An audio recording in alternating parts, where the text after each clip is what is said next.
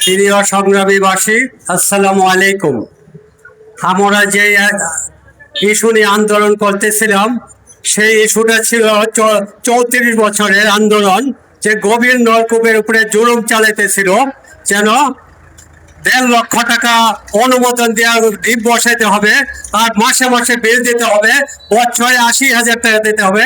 সেইটার আন্দোলন দীর্ঘ 34 বছরে আন্দোলন করে এটাকে কি দাফন করা হয়েছে গত এপ্রিল মাসে। তাই এখন এইরকম আন্দোলন আমরা করব, যে প্রিপেড মিটার নামে যে জুলুম চালাতেছে।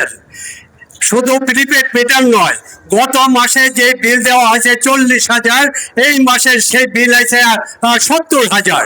গত মাসে যে বিল দেওয়া হয়েছে 5,000, এই মাসে সেই বিল আছে 8,000। এই ফেসিবাদী সরকার যা করে গেছে, এই চাইতে বেশি জুলুম এই স্বার্থবাদী সরকার, এই কি কয় জনপ্রিয় সরকার, সে এটা করতেছেন।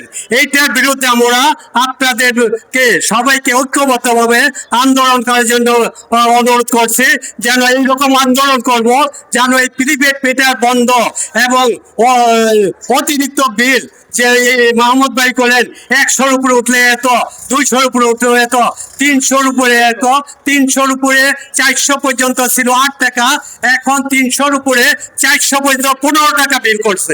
এই জুলুম, আমরা এই জুলুমের বিরুদ্ধে প্রতিবাদ করছি।